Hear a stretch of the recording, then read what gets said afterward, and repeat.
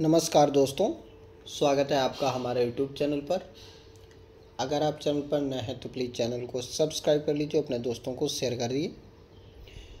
चलिए फिर देर न करते डिक्टेशन शुरू करते हैं। डिक्टेशन शुरू होगा 5 सेकंड बाद।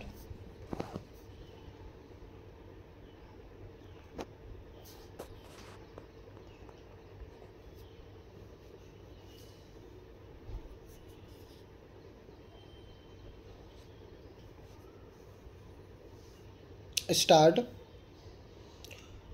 महोदय, जहाँ तक धर्म का प्रश्न है, अपने चरम विश्लेषण में उसने वह सब हमेशा सुरक्षित रखा है जिस पर संस्कृति निर्भर करती है।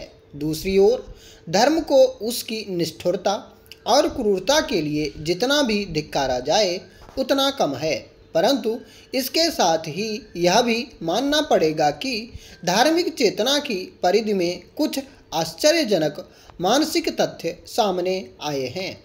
जो धर्म कर सकता है वह दूसरी कोई शक्ति नहीं कर सकती। यह केवल ऐतिहासिक सत्य ही नहीं अपितु मानवीय अनुभव द्वारा प्रमाणित सत्य भी है। जटिलता मनुष्य स्वभाव का लक्षण है। स्वभाव की जटिलता की अभिव्यक्ति जन्मजात शारीरिक प्रवृत्तियों, स्वार्थपूर्ण कार्यों के साथ साथ परोपकारी विचारों द्वारा होती है।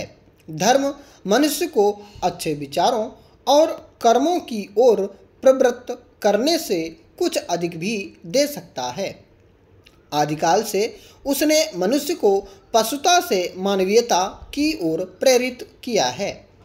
नम्रता, प्रेम, सेवा, त्याग के साथ साथ धर्म ने मनुष्य में सौंदर्य और सत्य के प्रति आकर्षण पैदा करने की महत्वपूर्ण भूमिका भी निभाई है।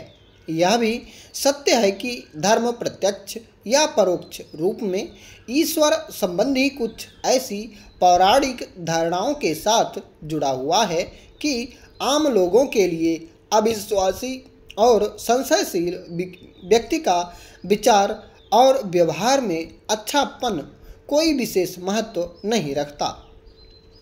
परंतु यदि हमारी सांस्कृतिक चेतना का समुचित विकास हो सके और हम संस्कृति के धरातल पर ऊपर उठ सकें तो विश्व और अंधविश्वास में भेद समझना कठिन नहीं होगा। ऐसी स्थिति में ईश्वर की आम धारणा को स्वीकार किए बिना भी हम वह सब कर सकते हैं जिसकी धर्म हमसे अपेक्षा करता है।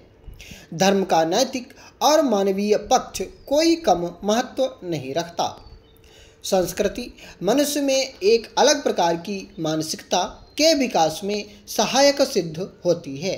जिन लोगों के व्यक्तित्व में सांस्कृतिक चेतना की परिधि का समुचित विकास हो जाता है, वे धार्मिक आस्था और विश्वास के बिना भी जीवन की पृष्ठभूमि में छिपे हुए गूढ़ रहस्यों को भली प्रकार समझ लेते हैं और अपने को उसके प्रति आभारी मानते हैं। प्रकृति का कल्याणकारी स्वरूप स्वयं ही इस प्रकार के आभार की अभिव्यक्ति के लिए प्रेरणा देता है। मनुष्य के व्यवहार में जहाँ निहित स्वार्थ के लिए क्रूरता देखकर अविश्वास पैदा होता है, वहीं प्रेम और आनंद से परिपूर्ण जीवन किसी बात का अभाव नहीं होने देता। इस प्रकार सांस्कृतिक धरातल पर ईश्वर के प्रति आस्था और विश्वास को मानसिक तौर पर छोड़ा जा सकता है। जहाँ तक हमारी वास्तविक भावनाओं का प्रश्न है, वे औपचारिक विश्वास के अभाव में भी जीवित रहकर विकसित हो सकती हैं।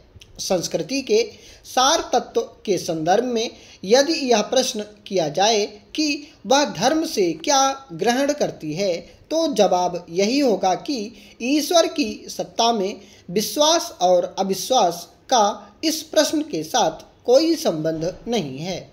इसी प्रकार आत्मा अनित्य है या नश्वर, इस बहस का भी उस मूल प्रश्न के साथ कोई लेना देना नहीं है। महोदय, औद्योगिक क्रांति ने अपने प्रारंभिक चरण में कुटीर उद्योगों पर घातक प्रहार किया और कारीगरों को मृतजीवी मजदूर बना दिया। निम्न आर्थिक वर्ग की स्त्रियां परिवार के भरण पोषण के लिए तैयार हो गईं।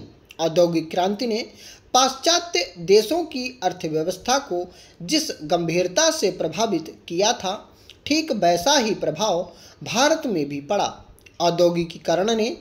औद्योगिकरण से पाश्चात्य अर्थव्यवस्था में बड़ा अद्भुत परिवर्तन हुआ था। वहाँ की स्त्रियां अधिकाधिक रूप में कारखानों और मिलों में काम करने लगीं।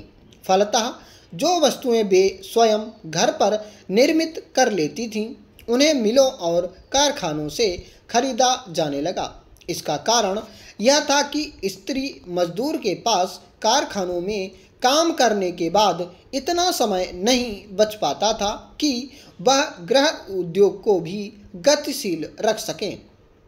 भारत में औद्योगिकीकरण के फलस्वरूप स्त्रियां मजदूरों के रूप में कार्य करने लगीं और उन्हें मिलों की वस्तुएं खरीदने के लिए बाध्य होना पड़ा। इसका प्रभाव सामान्य जीवन स्तर पर भी पड़ा। जीवन स्तर के महंगे होने के कारण परिवार के भरण पोषण के लिए स्त्री को भी मजदूर बनना पड़ा। वे कम से कम मजदूरी पर भी कार्य करने के लिए तैयार हो गईं। औद्योगिक क्रांति में होने वाले तकनीकी परिवर्तनों ने उत्पादन की प्रक्रिया को बदल दिया और नगर की निम्न वर्गीय तथा कारीगरों की स्त्रियों ने अकुशल मजदूरों के रूप में फैक्ट्री, मिल तथा खदानों में कार्य करना प्रारंभ कर दिया। केवल स्त्रियां ही नहीं, प्रत्युत बच्चे भी मिलों में काम खोजने लगे। उद्योगपतियों के लिए यह बहुत लाभकर अवसर था। उन्होंने बहुत कम मजदूरी पर स्त्रियों और बच्चों से काम लेना प्रारंभ कर दिया। स्त्रियों और बच्चों को मिलों और कारखानों में कार्य करने की आवश्यकता इसलिए हुई कि मात्र घर के मुखिए की मजदूरी से जीवन यापन कठिन हो गया था। पुरुष और स्त्री श्रमिकों की मजदूरी में पर्याप्त अंतर था। जब तक उद्योगपतियों को सस्ते दर पर स्त्री श्रम उपलब्ध होता रहा, तब तक वे स्त्री श्रमिकों का नियोजन करते रहे और स्त्री श्रमिक मात्र सीमांत श्रमिक मानी जाती रही। इस औद्योगिकरण के प्रथम चरण ने परंपरागत गृह उद्योग और कुटीर उद्योगों पर बड़ा गंभीर प्रभाव डाला। पहले वस्त्र उद्योग गृह उद्योग ही था।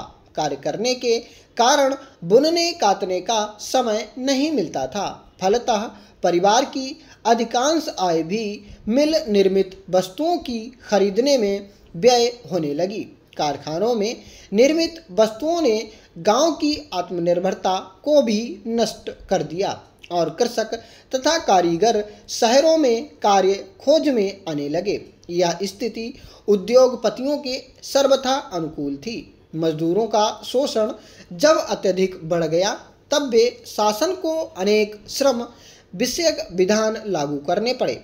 सन 1881 से 1911 ईस्वी तक के श्रम विधान मूलतः कार्य के घंटे और उसकी दशाओं से संबंधित थे एवं उन्हें सुविधाएं प्रदान करने के लिए विधान पारित किए गए।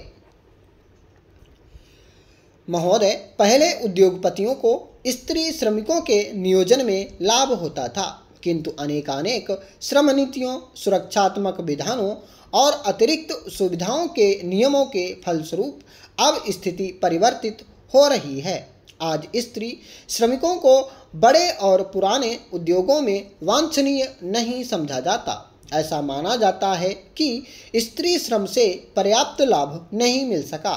स्त्री श्रम के विषय में लागू सुरक्षात्मक कानूनों के कारण उद्योगपति स्त्रियों के रोजगार में कतराया करते हैं। स्त्री श्रमिकों को निरुत्साहित करने के पक्ष में उनसे काम नहीं लिया जा सकता। जिन उद्योगों में पहले स्त्री श्रमिकों का नियोजन होता था, वहाँ भी उनकी छटनी होने लगी तथा यह कहा जाने लगा कि उन्नत मशीनों के कारण अब स्त्री श्रमिकों की आवश्यकता नहीं रह गई।